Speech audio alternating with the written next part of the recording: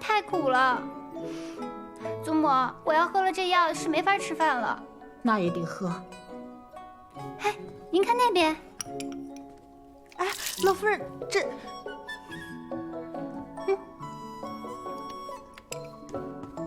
我没看见。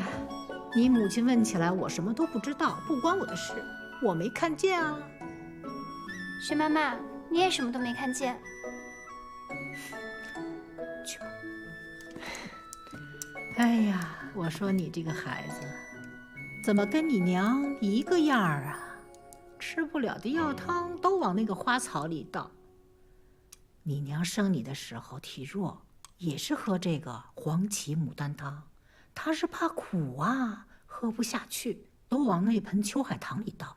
哎，这秋海棠啊，没多少天就活不了了。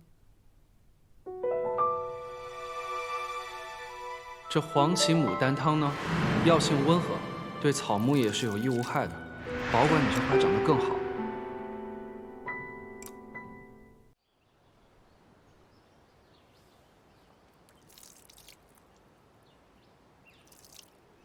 姑娘，您用黄芪牡丹汤做秋海棠的花肥，是不是有些浪费啊？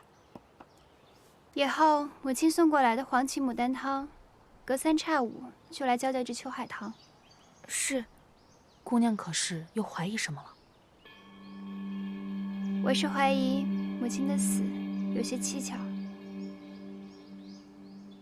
过几日便会知晓了。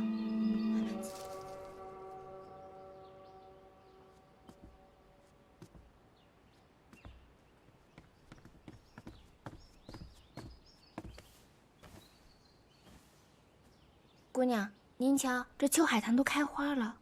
对啊，看来这黄芪牡丹汤对花草本无害，可是母亲那盆被浇了汤药的秋海棠，又是怎么回事？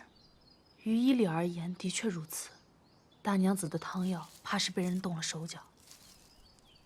姑娘，三公子来了。三哥，你怎么来了？有空吗？带你去个地方。青渠，你陪我去。要是祖母和母亲问起来，就说我去白云观烧香了。是。聪明。那是自然。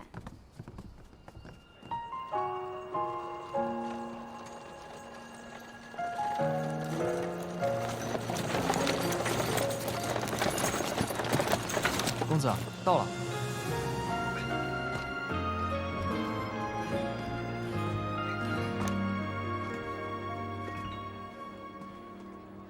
这车怎么没有踏脚凳啊？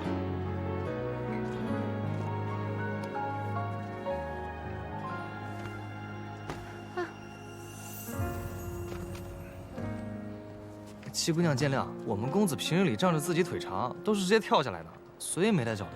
你这话什么意思啊？说我们家姑娘腿短是吧？哎，七姑娘，我绝对不是这个意思啊！你别，你什么你？我看你就是那意思，别在这狡辩了。七姑娘，我真的没有那个意思啊！我是……行，别说了。三哥，这地方是做什么的？过来吧。三哥，这是什么地方？跟我一起，拿着那边。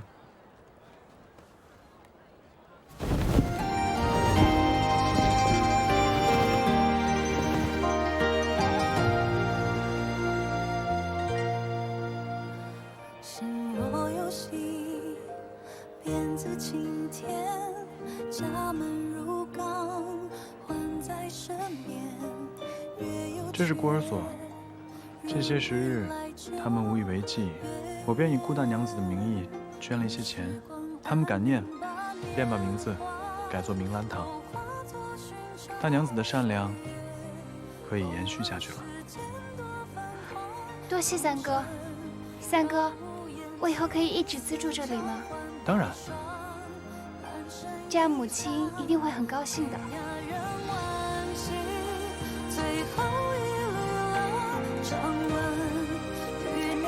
嬉笑对我归途，云卷云舒都一身光，候鸟一行到梦乡。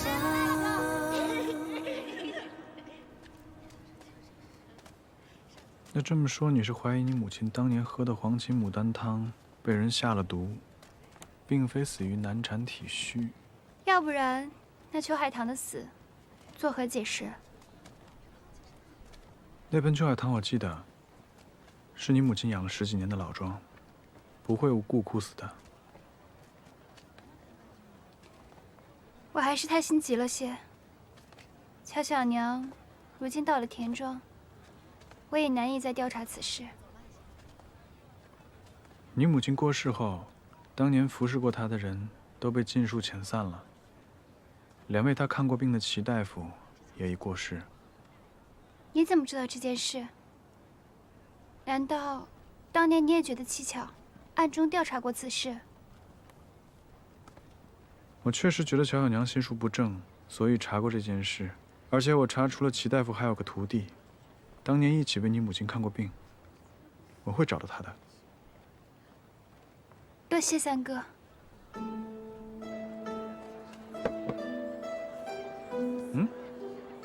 快去做吧。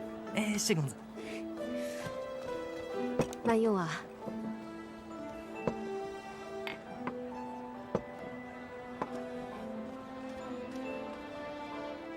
我说呢，三哥为何专挑这条路走？看来三哥是经常来这里，我们都还没点呢，他便拿上来了。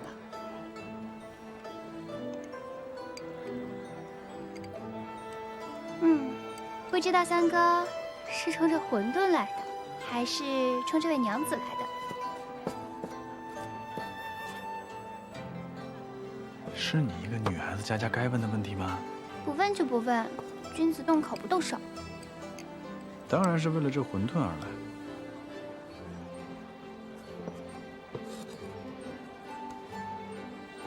我倒是很羡慕他，可以自食其力，不用仰人鼻息。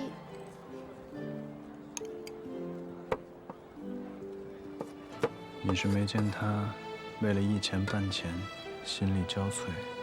那也比依附于他人好吧？的确，这世间对女子太过苛刻了，限制了她们的天地，只有闺阁深院，无论再怎么争斗，也难逃那方寸之地。所以，我一定要离开这方寸之地，所求皆为我所喜。只要你喜欢，三哥都支持你。但是这条路可不好走。要完成自己心中的事情，谈何容易？肯定不会像踮踮脚那么简单。我已经跟秦曲去说了，让他给我找一间宅子。我早晚有一天是要离开罗府的。然后呢？我会剪纸，还会画画，而且我跟着母亲还学会了管账，可以靠自己，总是有些本事，不会让自己饿死的。三哥，那你呢？难道你要为了完成自己心中的事情，一直蛰伏在罗府吗？当然不会了。书中自有千钟粟，书中自有黄金屋。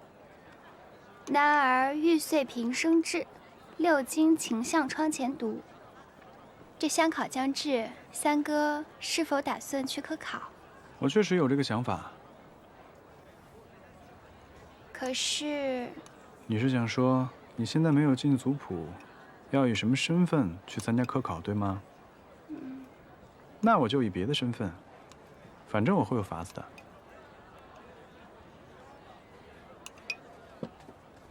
三哥，我帮你入族谱吧。七姑娘，您真能帮公子入族谱啊？那公子以后再也不是黑户了。回去吃你的。哦。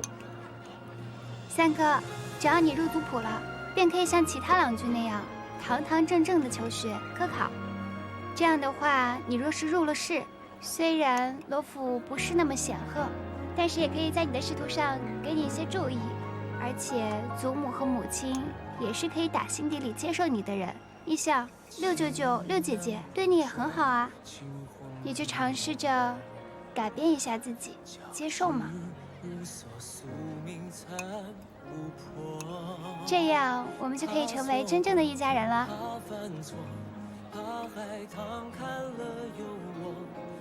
一家人。嗯。今日出来可真高兴。以前我在别院的时候也没这么多人管着我，我还可以偶尔溜出来玩一玩。我就猜你喜欢这儿，所以带你过来逛逛。你去看看喜欢什么，我给你买。果然，知我者三哥也。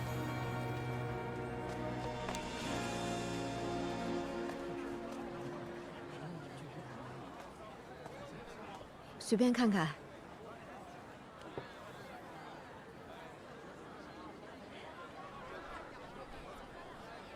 艾依宁，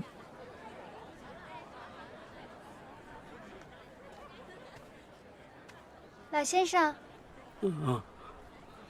这些剪纸剪法可真多，可都是您亲自剪的。是啊，姑娘看来懂行啊。我自幼学过剪纸，懂一些技法。您的手艺真不错。你慢慢看啊。舅舅，那女子便是罗府七姑娘。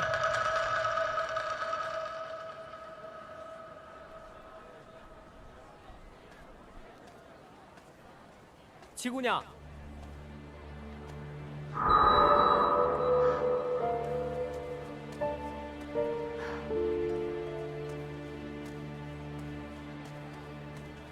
七姑娘，这位是我舅舅，安北侯陆家学。之前跟你提过，与你一样喜欢剪纸，没想到今日又在剪纸摊前遇见你。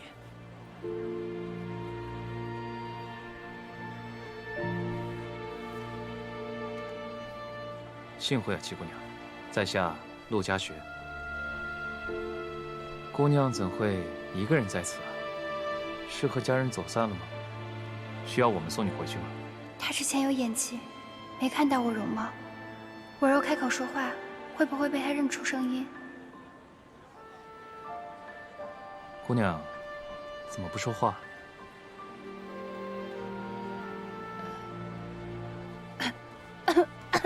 找了你许久，怎么跑这儿来了？三公子。哦，陈公子。舅舅，这位是罗府三公子，罗慎远。久仰久仰，陆侯，陈公子。没想到陈公子在罗府跟我一面之缘，还能记得我。我俩虽未正式见过面，但山远兄曾遥遥替在下介绍过。今日恰巧同舅舅来此处，遇上了七姑娘，但七姑娘不知为何，怎么突然无法开口说话了？啊，舍妹近日生了一场大病，烧得把嗓子都烧坏了，还未康复。若有失礼之处，还请二位海涵。那身体要紧，七姑娘回去好好休养，祝你早日康复，期待再会。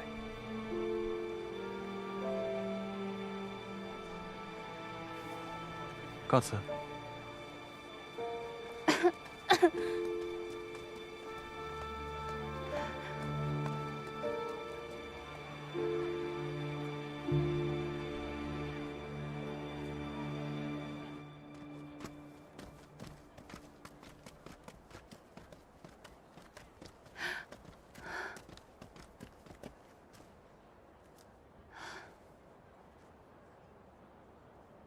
他们没对你做什么吧？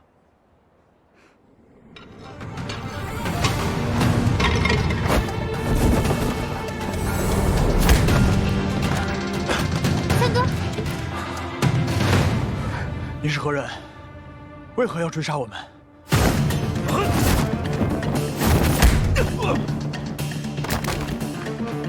三哥。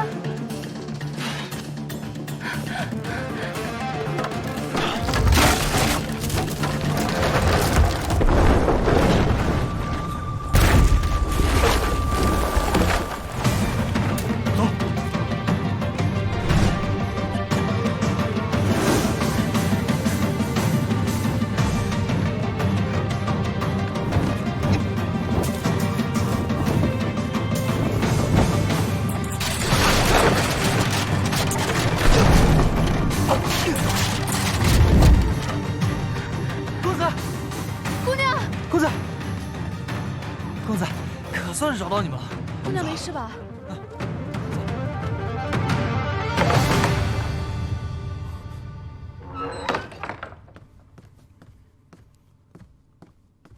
侯爷，没伤着她吧？回侯爷，属下尽量避开七姑娘，未曾伤到她。罗桑公子貌似不会武功，而且我偷袭到他的后背，他也未曾异样。你确定？确实。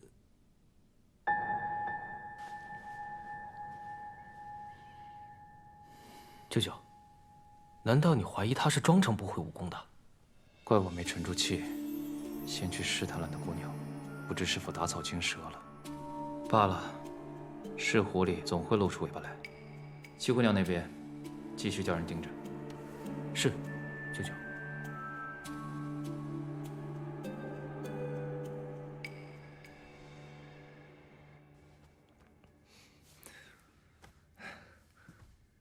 公子，今天偷袭你的人是不是陆家学的人啊？昭昭试探我的后背，是他无疑了。估计一出门就让盯上来，以后得更加小心。七姑娘，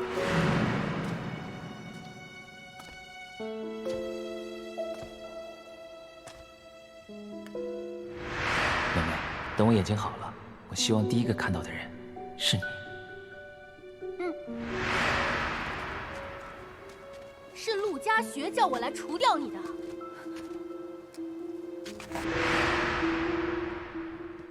姑娘，把这安神汤喝了吧。今日您从集市回来，面色就一直不太好。可是你们走失的时候发生什么事了？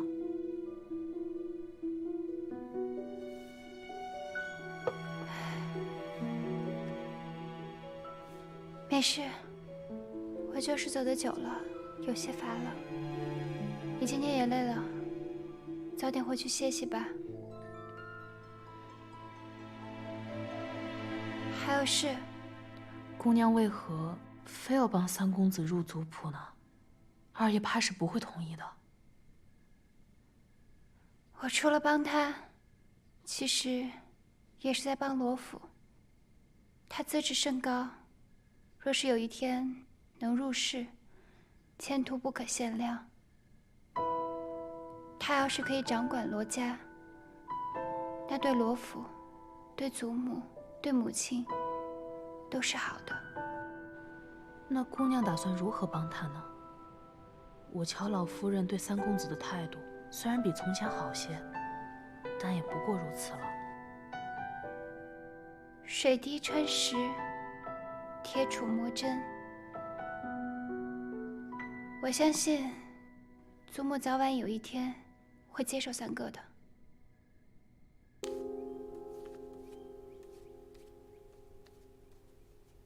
哎呀！哎呦，我说你这个字练的，心浮气躁，心神不宁。你说你能写得稳吗？啊？祖母，我肯定是身体还没好，不舒服着呢。你从小就这样，一练字儿啊，哪儿都疼，哪儿都不舒服。哎呀，这个练字啊，是磨练你的心性的。你从小就练得太少了，难怪你父亲说你写字都没有筋骨。这样好了，祖母啊，给你请个师傅，教你好好练字。请师傅？不用在外面请啊，这家里就有现成的一个。谁？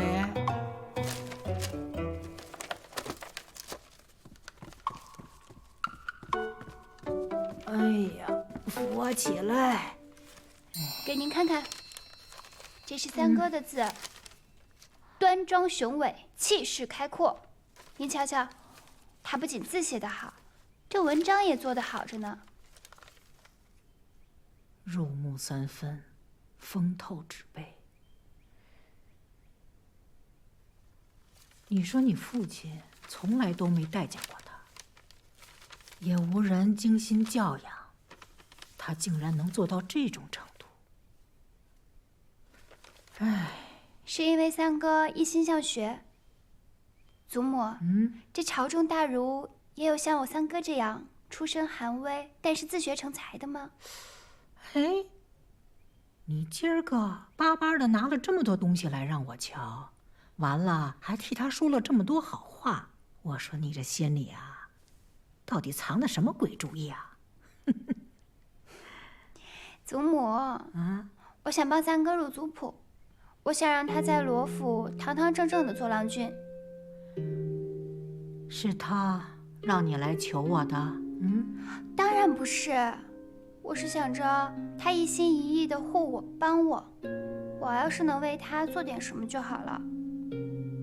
哎呀，这件事很难呐，你父亲一直介怀他生母的身份，不让他入族谱，只是圈养在府中，要他承认难。祖母，只要您同意，父亲那边总会有办法的。而且，若是他能够以罗府身份参加科举，若是高中，那岂不是也能让我们罗府光耀门楣吗？行了，这件事，祖母会好好想想啊。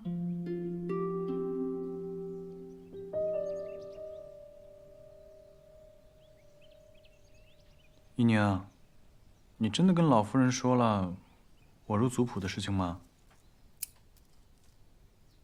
我向来说到做到，我提了之后，他也并没有反对。想来祖母也是慧眼识珠的人。我是觉得这件事情没有想象的那么容易，我不想让你到时候为难。这件事情你就交给我吧，我自有把握。你就别捡草了，好好读书备考，等着你一举高中就行。好，知道了。三哥，你过来帮我看看，我写的怎么样？有没有些许进步？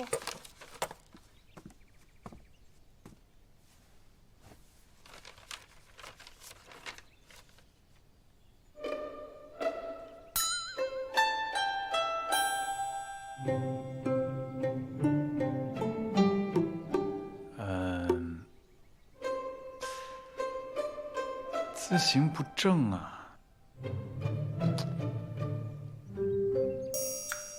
歪歪扭扭，字如其人啊。你字形不太正，先不说这字好不好，你起码得写得正气。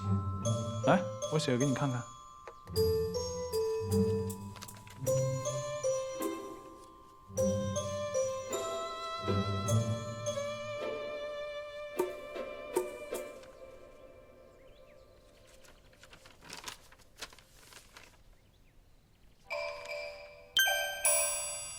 你还是别教我了，你去捡你那草吧。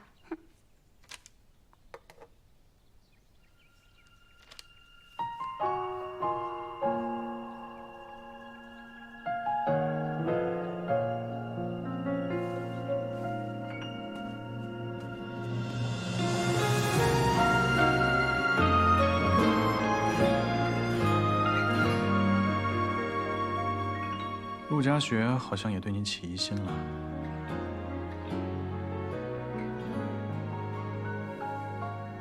你看能不能这样？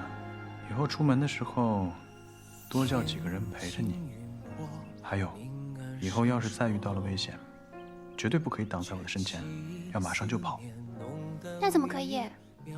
你救我几次鱼水火，我怎么可能不保护你啊？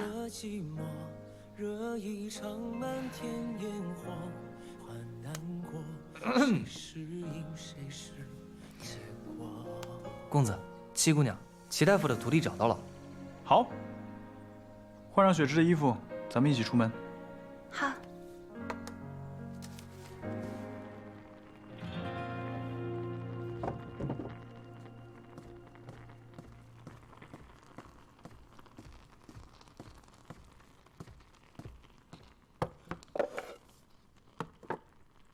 老七娘，师傅为顾大娘子看诊的所有脉案都在这里了。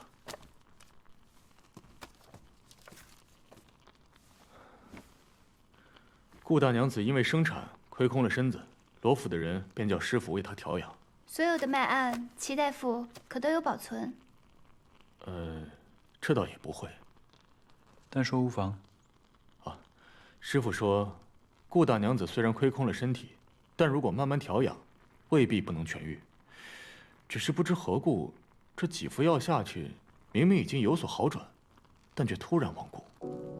师傅也是不得其解，故而才留下了所有的脉案，也会时常翻阅。我母亲是突然过世。齐大夫也曾为我母亲的死有疑虑。或许是对事情有疑，或许是因为病情中有未曾发现的疑点，这些我们都无法论断。齐大夫可曾为我母亲开过黄芪牡丹汤？开过。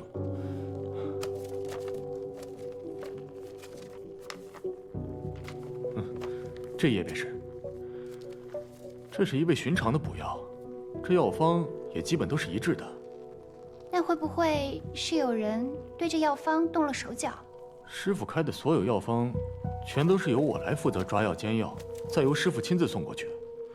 这顾大娘子突然身亡，师傅也是非常奇怪，多次检查过药渣和药方，没有发现什么异常。也就是说，这黄芪牡丹汤没有问题。师傅开的药不会有问题，这抓药和煎药的过程嘛，也不会有什么问题。这些我们都非常小心的。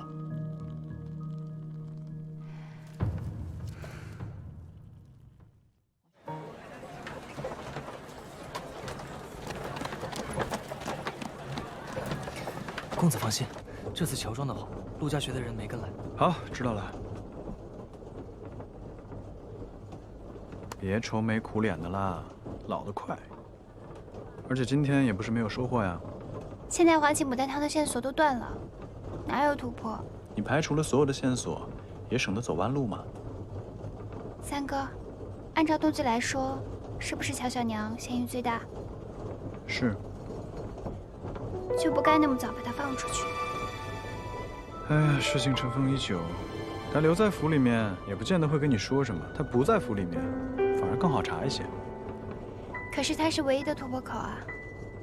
你想如何？找乔小娘。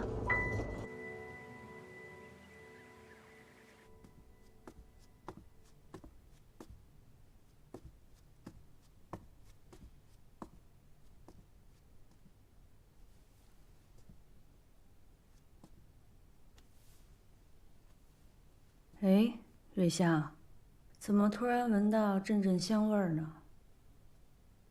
母亲，怡宁来了，怎么也不说一声啊？母亲，前一阵子我一直病着，也没有过来帮您管账。现在我好了，也可以替您分忧了。刚好了就来逞强啊！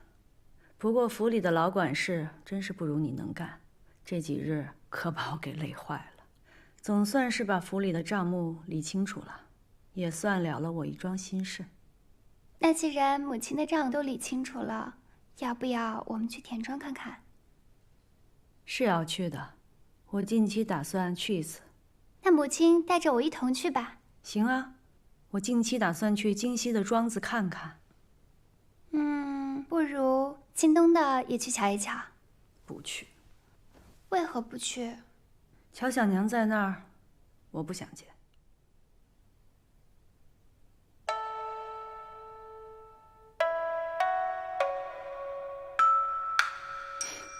行了，绕这么大个弯子，想见乔小娘，她是不是又干什么龌龊的事儿了？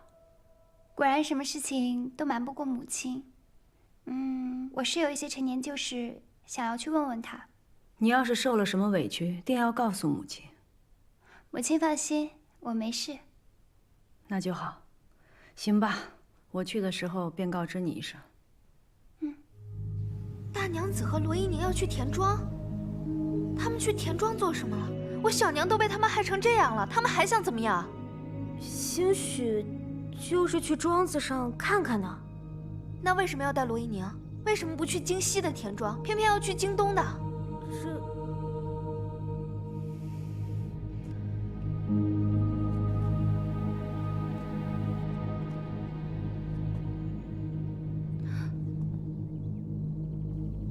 快点，快点，快点！磨磨蹭蹭干什么呢？没吃饭啊？快点，快点！说你呢，快点！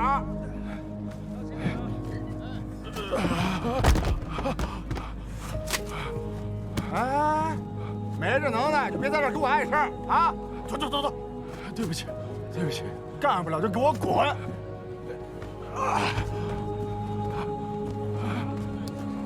都麻利点，别偷懒。舅舅，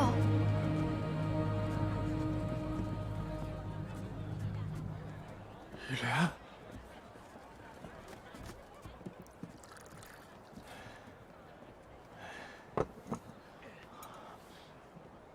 舅舅，我早该来看您的。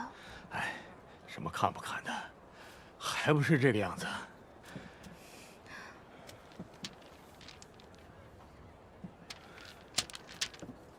舅舅，您别怨我。自从小娘被打了50杖，送去了田庄，我跟轩哥在府里的日子也是不好过，每天连顿热饭都吃不上，想出趟门也着实不容易。这些钱是我们好不容易才攒下的，您先留着用。嗨，都是至亲骨肉，说这些做什么？对了，我那个手下都认下了所有的罪了，这罗府竟然还这么对你们，真是欺人太甚。田庄里的那些人，惯会拜高踩低的，定不会善待我小娘。我小娘还受了那么重的伤，我想去田庄里瞧瞧，大娘子都不同意，却带着罗一宁去了。真不知道他们安的是什么心思。岂有此理！舅舅，我是真的怕他们会对我小娘不利。这个罗一宁心思险恶，连舅舅您都给算计了。这笔账，我一定找他算清楚。这样，你回去，好好盯着轩哥读书，只有他中举了，咱们才有指望。行了，这件事儿交给我吧。可是，哎，行了，我得先去干活了。啊。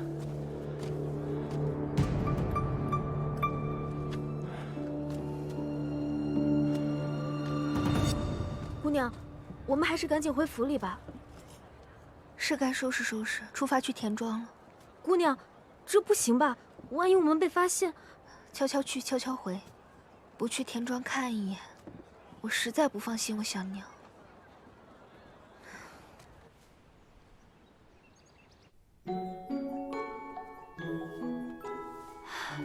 三哥，我们还是按照原来说好的，1日1张字吧。3张，别偷懒。那我们就各退一步，1日2张怎么样？那就这么说定了。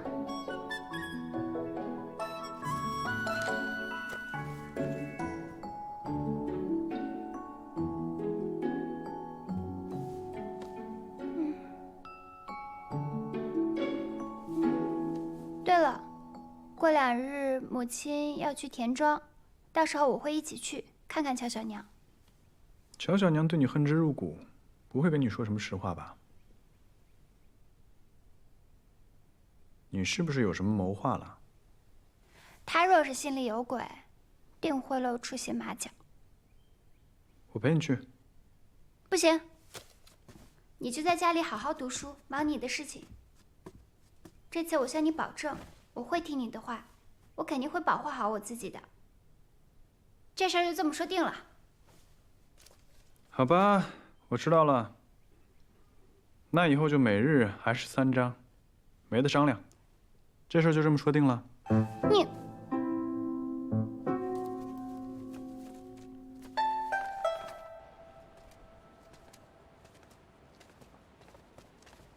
三哥，看来给你做的新衣服都挺合身的。多谢大娘子。所有衣服的尺寸刚刚好。你怎么也来了？不是让你好好读书吗？我是拜托大娘子带我去的。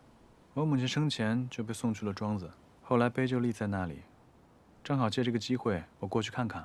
你也是个有孝心的好孩子，以前没机会去，这次好好拜拜你娘。多谢大娘子成全。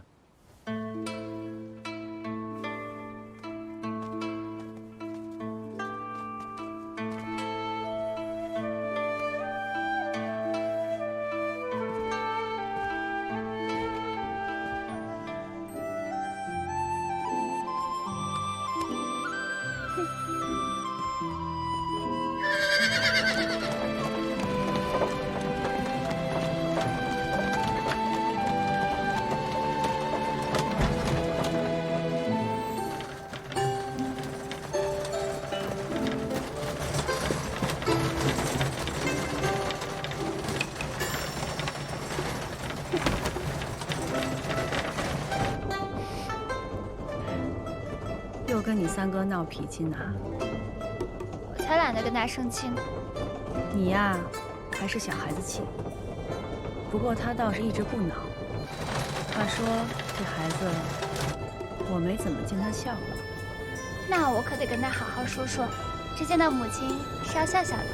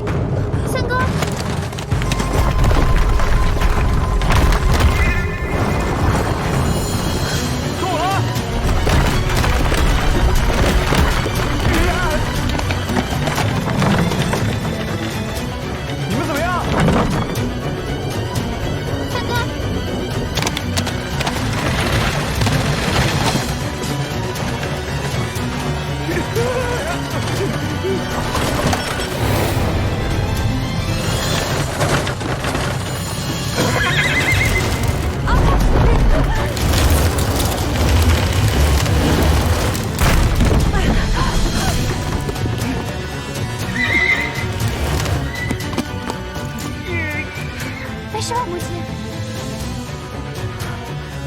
三哥，快下来！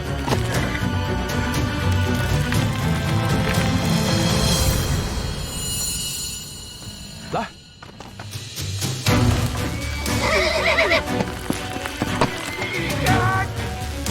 慢一点！哎呦，母亲！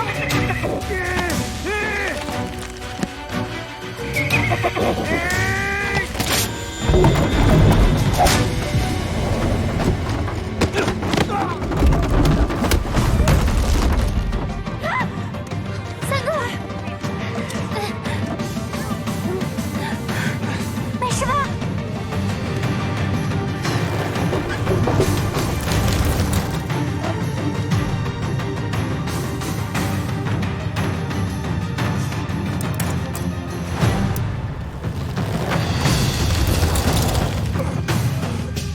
坚持一下。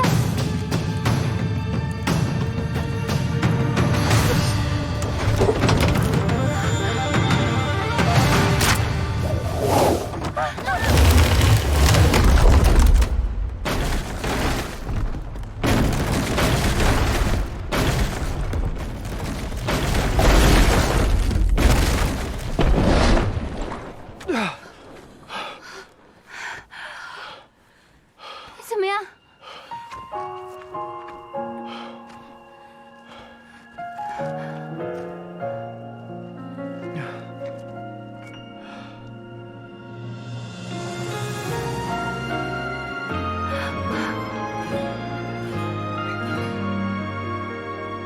吓死我了！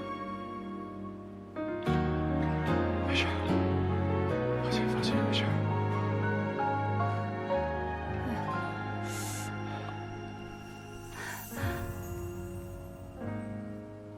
你受伤了？没事的。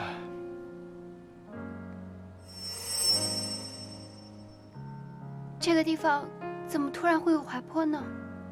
这应该不是意外。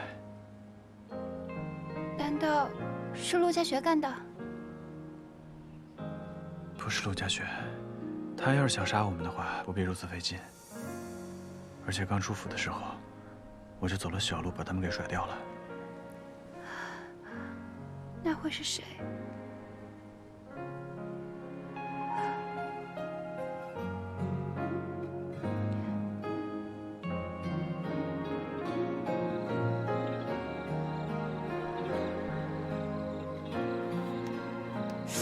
哎呀，母亲，你还是觉得疼？没事了，我能走。大娘子伤得不轻，不能再走了。那这样吧，我们让车夫去给庄子报信，让他们派人过来接我们。田庄太远了，一来一回的更耽误时间。天黑了之后会更不安全的。我背您吧。啊？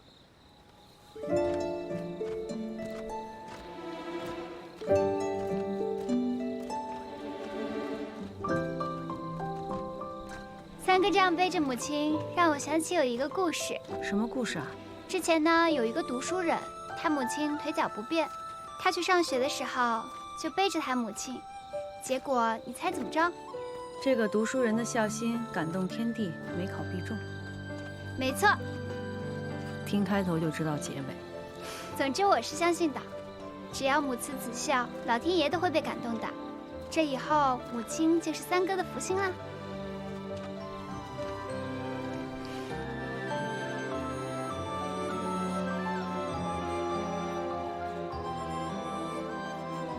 世远，你把我放下来吧。没事，我不累。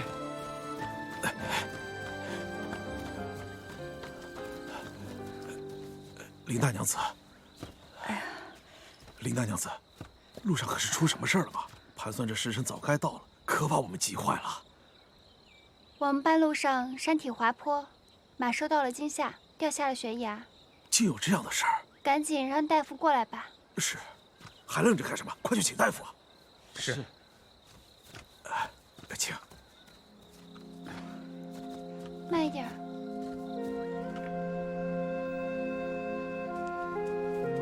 快点，走。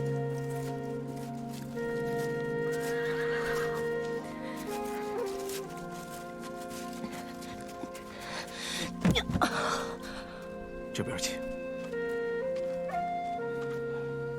看什么看？干活！干活！小娘，干你自己活去！干不完不叫你吃饭，经常剥我们的皮，让我们一个人干3个人的活，有事没事就想克扣我们的钱粮啊！让你尝尝今天这个滋味！干活！老实点。他的伤可好了？七姑娘，庄子不比府里，这儿没什么好大夫，而且药也不全，伤口估计没怎么愈合。善恶终有报，走吧。请随我来。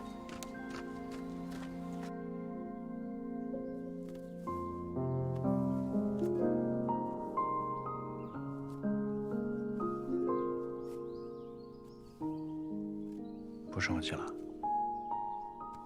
你直接告诉我不就好了？还故意诓我，让我写了好几天字。三公子，您要的马匹准备好了。好。你要马做什么？我出去一趟，很快就回来。你手这样了，怎么骑马？无妨。你当心啊！知道了。小娘，哎，别拆了，别拆了！小娘，你这伤口一直都不好，这样下去也不是办法呀。我再去求求管事。别再去了，现在我们2个人能把这条命保住就不错了，更何况那个罗一鸣还在庄子里呢。小娘，您说他们来干嘛呀？我也不知道，咱们2个还是小心点好。那山体滑坡会不会是我？哎呀，你小点声啊！莲儿一个人是做不到的。会不会是我那个娘家的弟弟啊？您是说舅爷？哎呀，这个糊涂东西，真是给我们惹了不少麻烦。啊，谁啊？今日大娘子和七姑娘过来，管事让你们赶紧去厨房帮忙。哎，马上就来。我们这段时间都避着他们一点儿，尽量少打照面啊。去啊！你别扶我，我自己可以。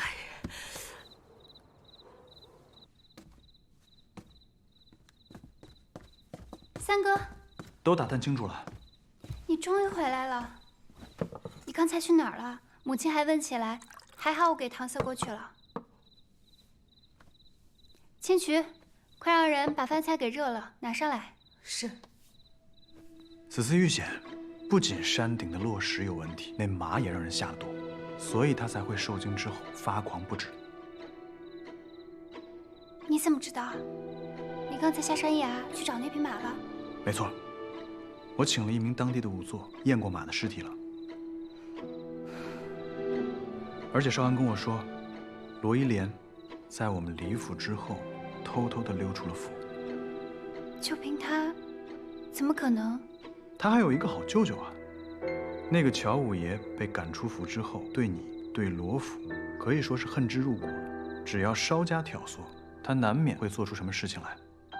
但若真的是乔五爷，他知道我们平安无事，岂不是都已经逃之夭夭了？没事儿，我已经让少安去接他了。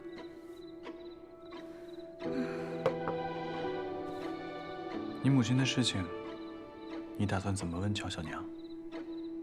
本来我还担心乔小娘不会对我说实话，如今加上吴姐姐，我相信她定能助我一臂之力。需要我帮忙吗？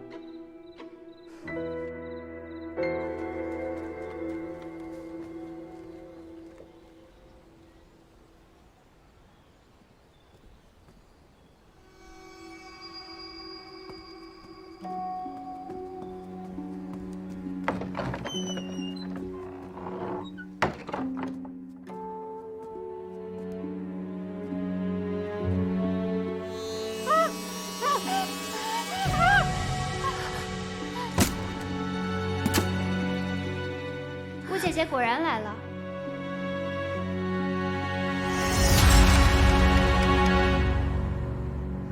你把我小娘怎么了？吴姐姐想要谋害我，我把小娘找过来问问话，这不是合情合理吗？什么谋害你和母亲？我听不懂你在说什么。你还在狡辩？那你鬼鬼祟祟的来田庄做什么？我想我小娘了，担心她的伤势才来的。好，既然如此，正好母亲也在田庄，我这就去告诉母亲，也想长时间在田庄照顾小娘。我再给你一次机会。我们半路上遇到落石，马匹被下药，到底是不是你干的？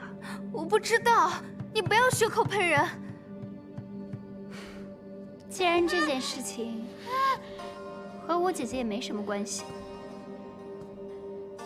那就别怪我对小娘不客气。我真的不知道，是舅舅，一定是他，跟我和我小娘没有关系。你说不说？我说，是我怕你可能对我小娘不利，才去跟舅舅见了一面。至于他要做什么，我真的不知道。这么说来，你已经承认了，就是你去教唆乔五爷对我们下手的。千寻，起来吧。我小娘呢？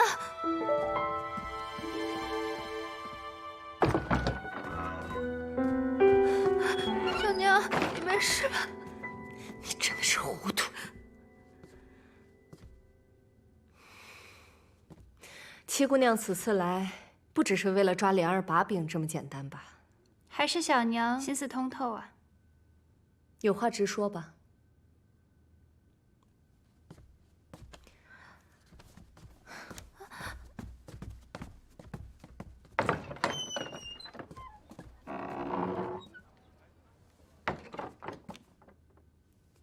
我想问问小娘，我母亲当年是怎么死的？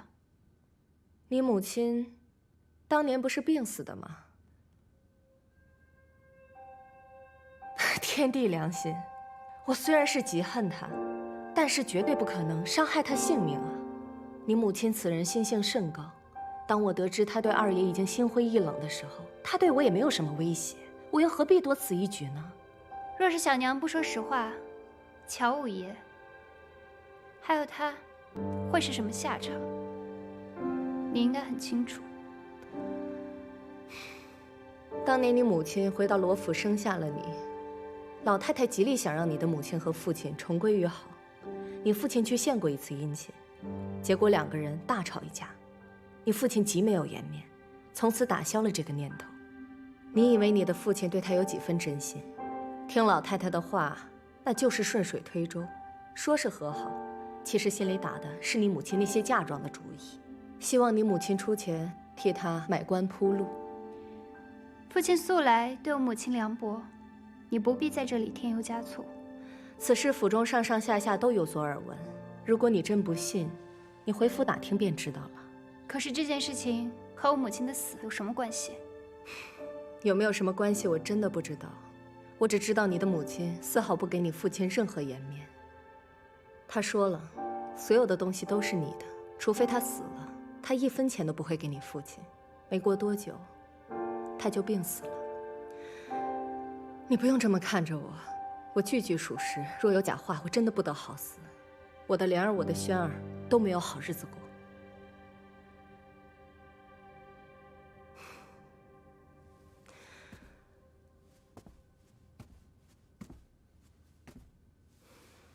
二爷是不会原谅我了，我这后半辈子也不会离开这儿了。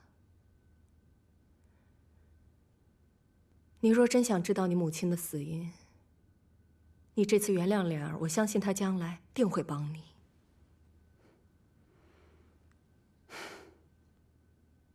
千寻，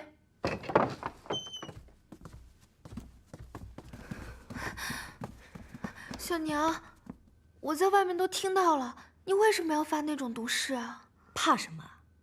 我说的也不是假话。他想知道真相，就等着让他们看戏好了。这顾大娘子，不会真的是被爹爹……这件事儿你别掺和啊！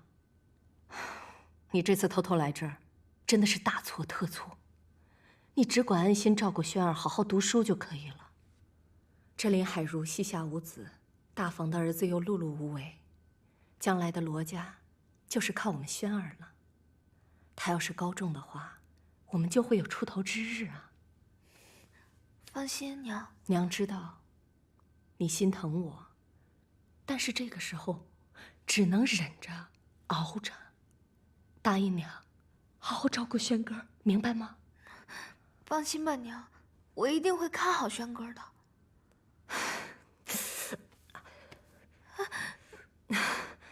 没事。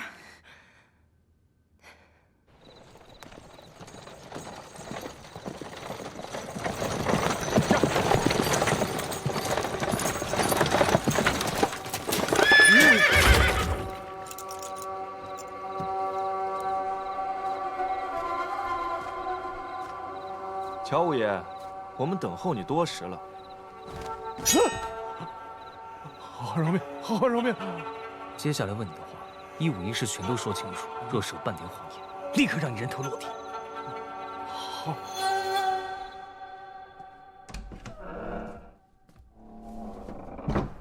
怎么样，三哥？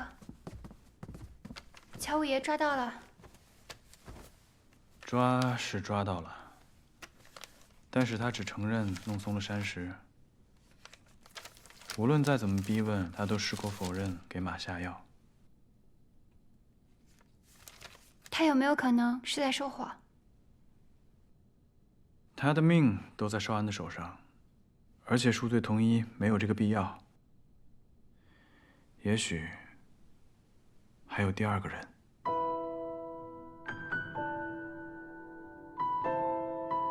你担心是他？瞧瞧娘的样子，不像在说谎。他对她确实凉薄。若知道我们正在查这件事情，会不会……我觉得你先不要胡思乱想，在没有拿到确凿的证据之前，一切都是假设。他这个人是自私，但也怯懦，谋害自己的发妻嫡女，我觉得不会。没想到有一天你也会为他开脱。我不是为他开脱，我是怕你痛苦。你虽然跟他不和，但他毕竟是你的父亲，你当然会在意这个人是不是真凶。我一定要查清楚这件事情。我母亲当年到底发生了什么？为什么她周围的人突然隐姓埋名，毫无踪迹？还有那个郑妈妈，培养了亲婿到我身边，自己却不见了。他们到底在隐瞒什么？不要太逼迫自己。今天确实发生了很多的事情，你一时间难以消化，早点休息吧。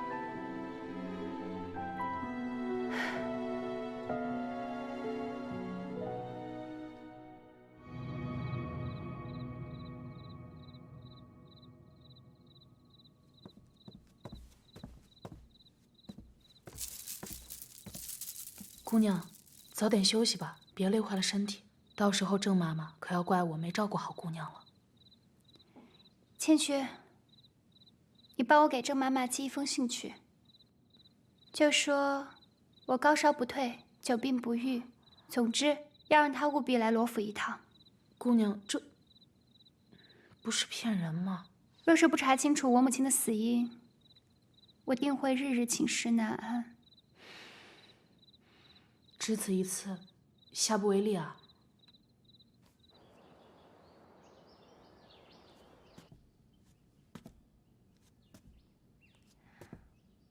姑娘，青渠去城门口接人，应该马上就到了。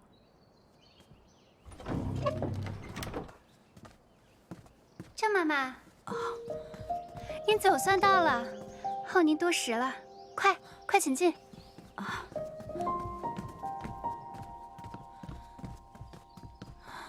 郑妈妈，快免礼。您是陪着我母亲长大，陪她出嫁，一直陪她到最后的老人了，您不必向我行礼的。当年我离开罗府的时候，姑娘尚在襁褓之中，现在都已经长大成人了。亲去来信说姑娘身体不适，老奴这就给姑娘看看。不忙，我们先去见过祖母吧。哎呦，瞧我，都已经忘了礼数了。是。祖母。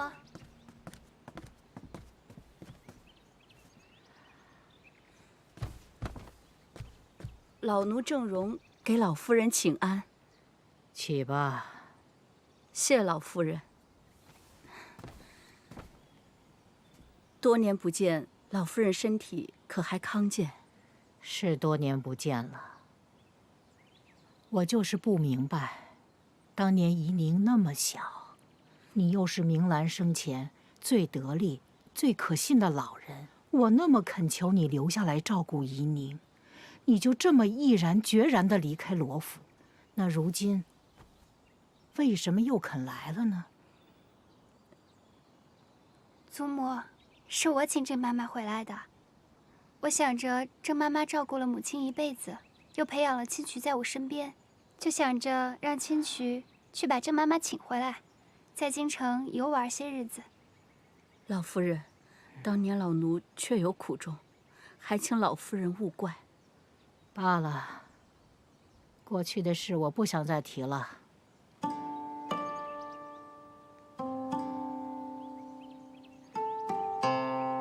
谢老夫人，过去的事便是过去了。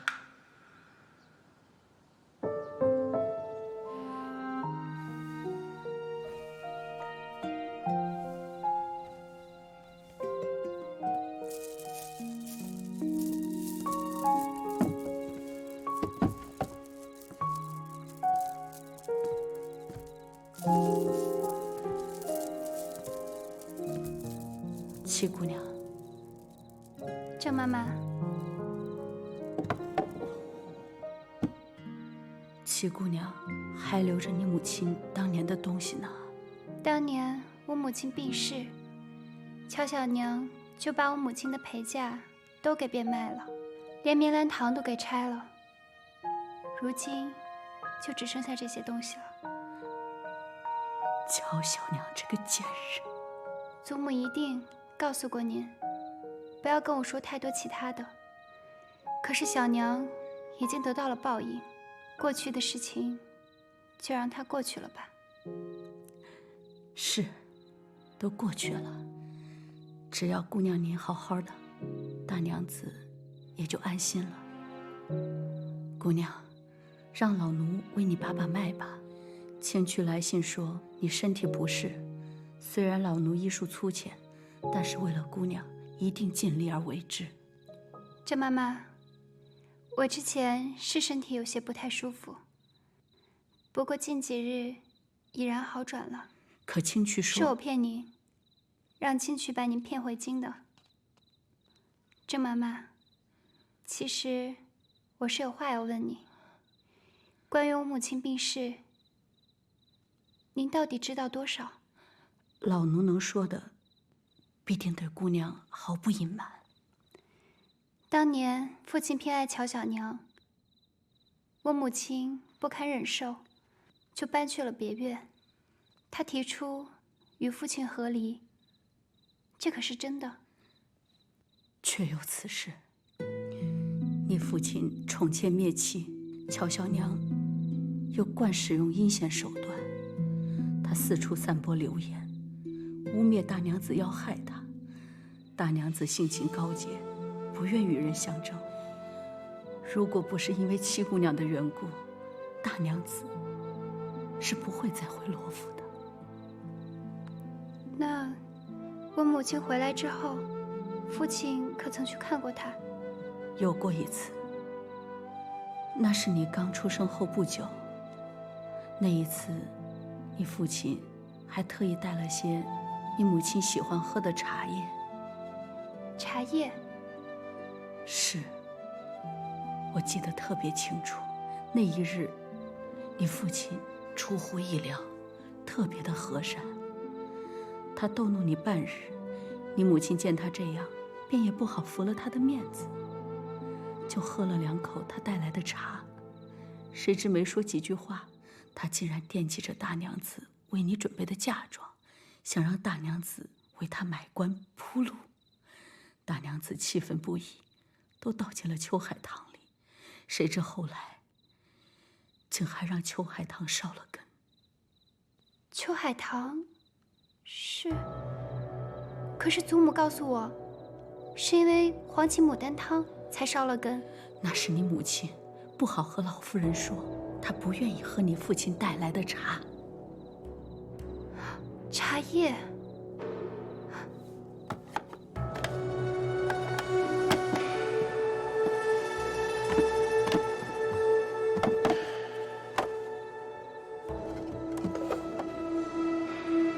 对，就是这个。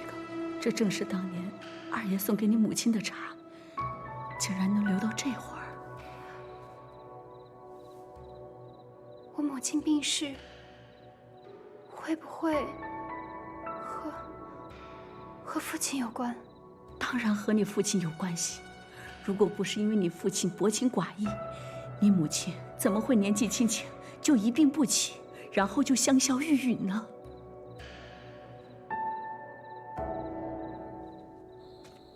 宋大师兄的事儿还是要尽快，不能让陆家学的人察觉。知道了，齐安会安排好的。算了，还是我自己去吧。师兄是老师最得意的门生，少年中举，官家钦点入仕，如今却只能逃窜保命。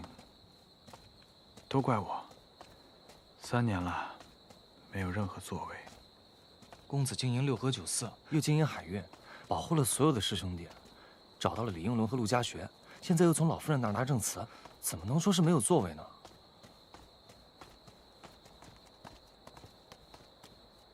三哥，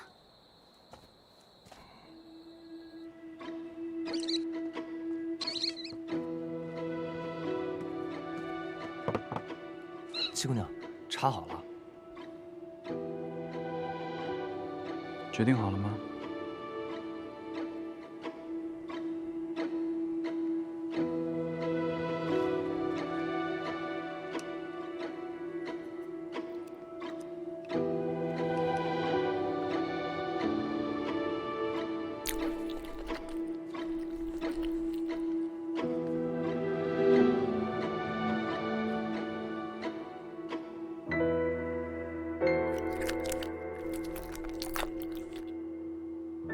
看起来好像也没什么问题。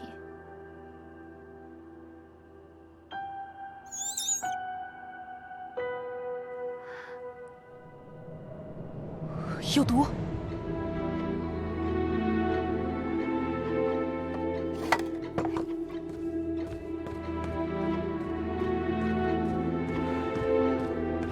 怡宁，父亲，你身边丫鬟呢？怎么没跟着？这么晚了，跑到这里来作甚啊？女儿正要去找父亲。近日我在收拾东西，看到一些母亲的遗物，睹物思人，便想着出来散散心。斯人已去，往事已矣，你翻出来这些旧物，只会徒增烦恼啊。这些故人旧事，父亲都已经忘记了吧？但是母亲的音容笑貌，女儿时刻记得。所以，女儿想问问父亲。七妹，怎么在这儿啊？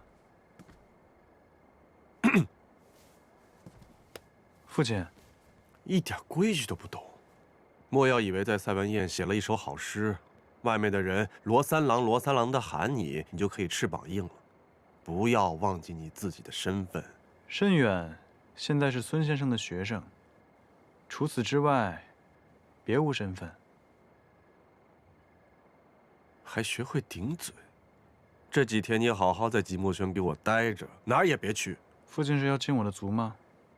可孙先生说这几日让我跟他去文会，那既然父亲都这么说了，孩儿就不去了。去。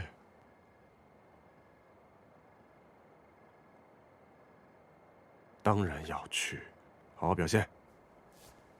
是。怡宁啊，你要问我什么？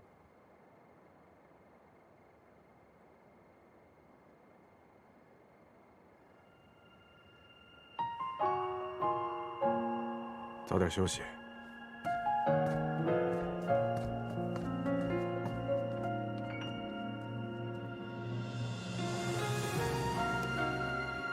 你的心情我理解，可只凭那有毒的茶水，说明不了什么问题。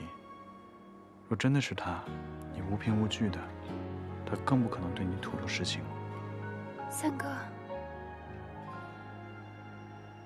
我该怎么办？我原本以为我都已经铁石心肠，我以为我可以承担，可是……惹风波，惹寂寞，惹一场漫天烟火，换难过，谁是赢谁是？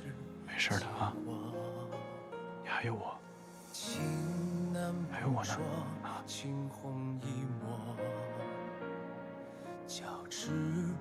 若真的是他，只管但凭心意行事。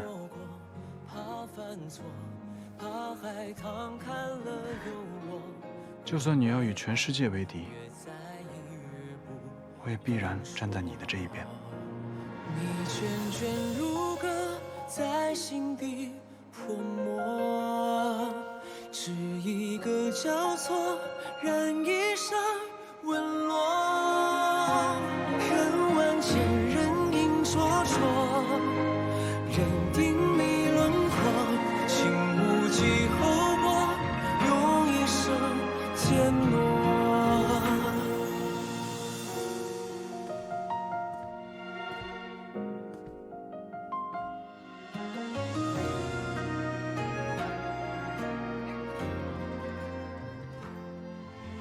这是我娘亲，好看吗？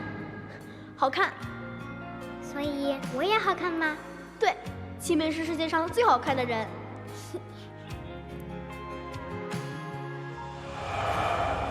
三哥，我一日不弄清楚这件事情是不是和父亲有关，我就一日不得安宁。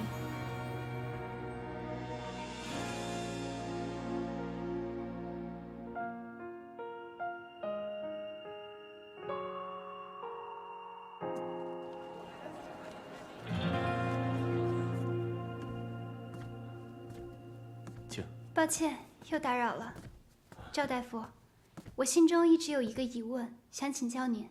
七姑娘，可是又发现了什么新的线索？我问过服侍我母亲的妈妈，她说我母亲临死前十分痛苦，口舌麻木，全身刺痛，言语不清，这可是生病导致。从未听说顾大娘子还有这样的症状，听你这描述，倒像是吃错了药，或者是中了毒。这是我母亲生前喝过的茶，我验过了，确实有毒，还劳烦赵大夫帮我查查，到底是什么毒。父亲，怡宁也在啊。母亲，儿子给您请安。嗯，坐吧。啊，哼。哎呀，这孩子一大早啊就到我这儿来用早膳了。我是馋祖母小厨房的手艺了，听说最近多来一份时令的桂花糕，我特意要来尝尝。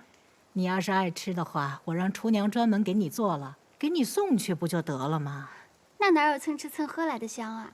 嗯，蹭吃蹭喝，你说你这个孩子为了一口吃的，还有这么多的歪理。祖母，我可不白吃您的，我今日可是带了一份上好的香茶，已经制好、碾好，成茶粉了。正好父亲今日也在，我们就一起尝尝吧。雪芝，今日我在外面还有点应酬，茶就不喝了。既然母亲安好，儿子就先行告退了。父亲留步。今日这茶格外特别，还望父亲一起尝一尝。为父什么茶没有尝过？哎呀，成章啊，就留下来喝一杯，不耽误你应酬的。也不知道这孩子葫芦里卖的什么药呢。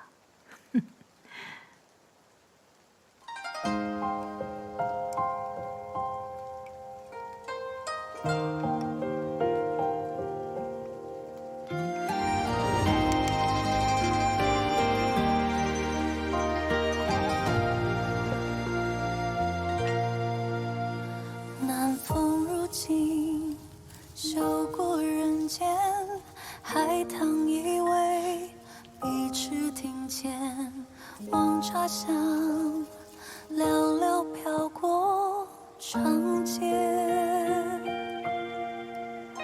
心若有希，便自青天，家门如钢，还在身边，月有缺。祖母，这份茶量最少，不影响您中午睡觉。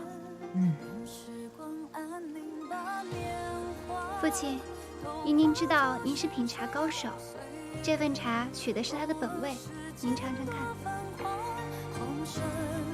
让无言青丝召唤白霜，半生一想到梦乡。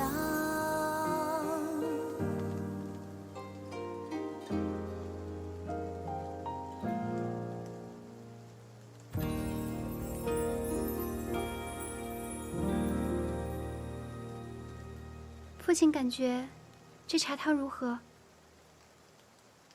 这是龙凤团茶。父亲还记得，这是当年您送给我母亲的茶。这是明兰留下的茶呀。祖母，那日我在母亲的遗物中翻到此茶，也是激动不已，第一时间就拿给父亲询问。那夜你来找我，就是为了这茶。这龙凤团茶无比珍贵，如今的那些皇亲国戚，也是一饼难求。我也是好不容易才得了一点儿。我还记得那日，明兰跟我大吵了一架。我以为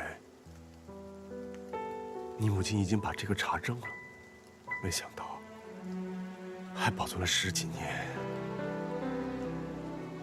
那是为何要吵啊？是不是又为了乔小娘而吵的？不是，那个时候我官场失利，父亲又为人刚直，不肯帮亲，我就想在官路上使些银子，就去问你的母亲，讨要了一些陪嫁。真是糊涂至极！你竟然动用这种伎俩，你竟然还想动用明兰的陪嫁！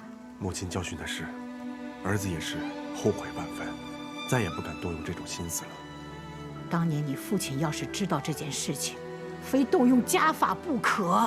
儿子也是一时如忧蒙洛心，还好没有让家族蒙羞。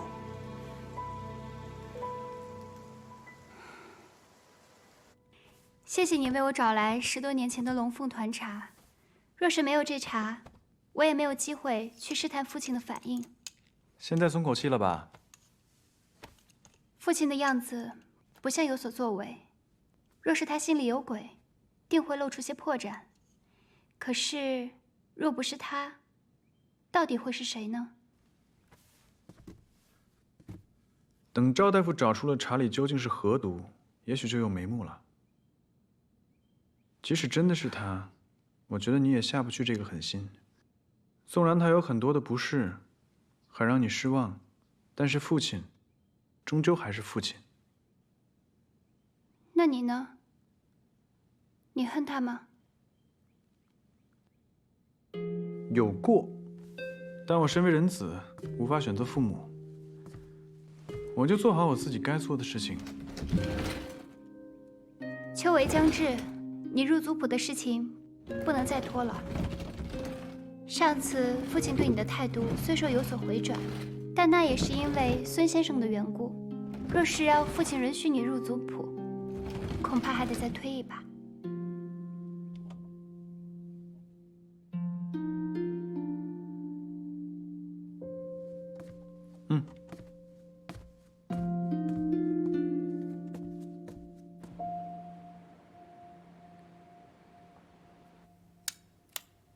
母亲精通商道，又懂得算账。若是没有嫁来罗府，一定是一个叱咤八方的女商人。到了这个年纪，不嫁来罗府，也会嫁去别处。在家从父，出嫁从夫，好或不好，谁都说不准。比起别处，我觉得嫁到罗府挺好的呀。这儿有你，而且老夫人对我也不错。那母亲，您就准备和父亲这样相敬如宾一辈子吗？我跟你父亲现在各过各的，互不干涉，没什么不好。你怎么突然问起这个呀？母亲想过什么样的日子，姨娘当然都支持。只是我想着，还是要为将来多做些打算才好。若是之后我出嫁了，或是这个乔小娘死里逃生又回来了，那该怎么办？你什么意思啊？母亲，自从三文宴之后，虽然父亲还是不喜欢三哥，但是在众人面前，他不得不承认三哥就是我们罗府的子弟。若是他过继到您名下，您就有了嫡子，这将来不就有了依靠了吗？而且我三哥不仅人好，才学还好，这将来要是中了进士，您就是进士的母亲；要是中了状元，说不定您还是状元郎的母亲呢。瞧你说的，这哪是说中就能中的呀？而且他现在大了，我怕是当不好他的母亲。这府里要是母亲做不好，怕是没人能做了。这自从您长家之后，每个月的吃穿用度，无不想着都给他留一份。嗨，一视同仁，这不是应该的吗？而且母亲，三哥上次在田庄的时候，因为您扭了脚，主动背您，把您一直背到田庄，那就是母慈子孝啊。哎呀，他吧，以前我总觉得他沉着脸，但这次发现他其实心地挺好的。而且他是那种知恩图报的人，以后一定会对母亲好的。这个事儿还是得跟你父亲商量。你知道，你父亲那关怕是不好过。河豚毒，没错，河豚的毒多集中在脏器，而且有明显的腥味儿。想要将河豚的毒混在茶叶中，且不被喝的人察觉，一定是有一个极为擅长处理河豚的人，将毒素提炼出来混在茶叶中。谁会提炼这样的毒？这即便是日常的食用，河豚也极难处理。若是要提炼毒素嘛，至少需要一个精通此道的厨师来协助。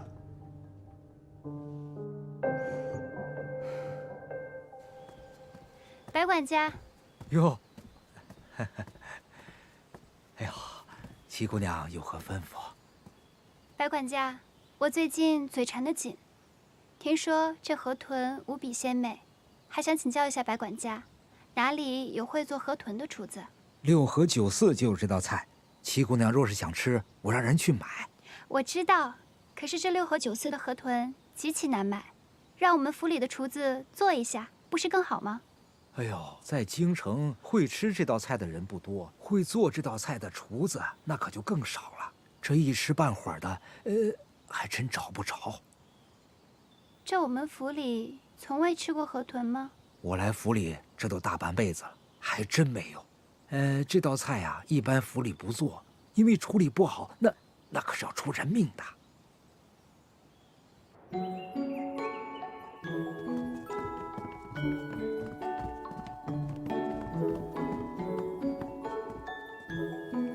哇，是河豚哎！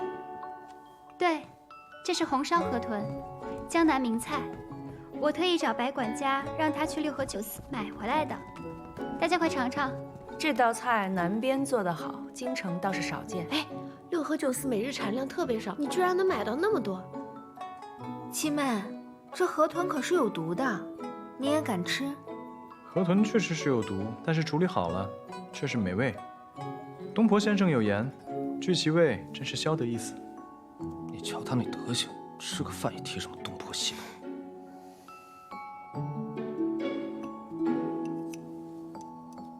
二爷，你也尝尝。我不吃这个。今日家宴之后，离科考不足半月，申远、轩辕、山远，你们3个打起精神来。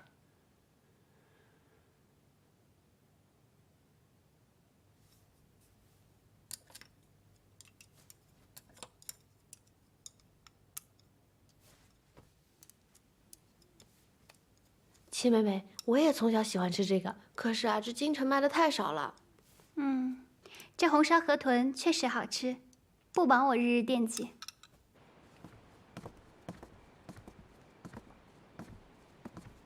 姨娘，三哥，你今日为何突然想起来要吃河豚？是因为顾大娘子的事情吗？我就是嘴馋了，想吃河豚而已。三哥还是别多想了，今日你还是要多多休息，温习好功课。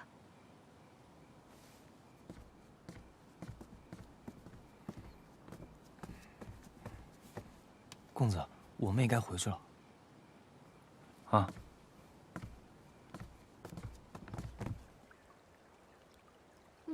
君妹妹，你这枇杷烙做的比6合9丝的还要好吃。我也就只会做这个。六姐姐，等下次有机会，我带你去6合9丝去吃河豚，好不好？好好。对了，你上次跟我说你小时候爱吃河豚，可是我们罗府也没有什么机会能吃到。你是什么时候吃的？那个是我跟我娘回陈家的时候吃的，不过都好多年了。我记得那一年我的外祖父他宴请贵客，特意从南方找到一个会做河豚的师傅来，但我娘没让我吃，我偷偷尝了一口，太香了，我到现在都还记得。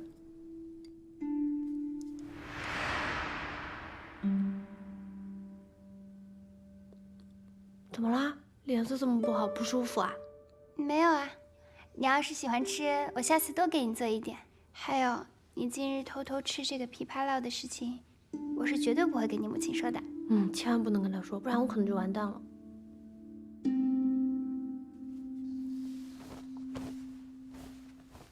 姑娘在想什么呢？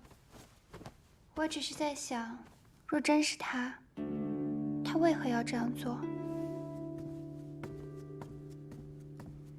当年父亲因为乔小娘的缘故，已经和我母亲和离了，而我母亲也一直生活在别院，他们没有交集，会有什么恩怨呢？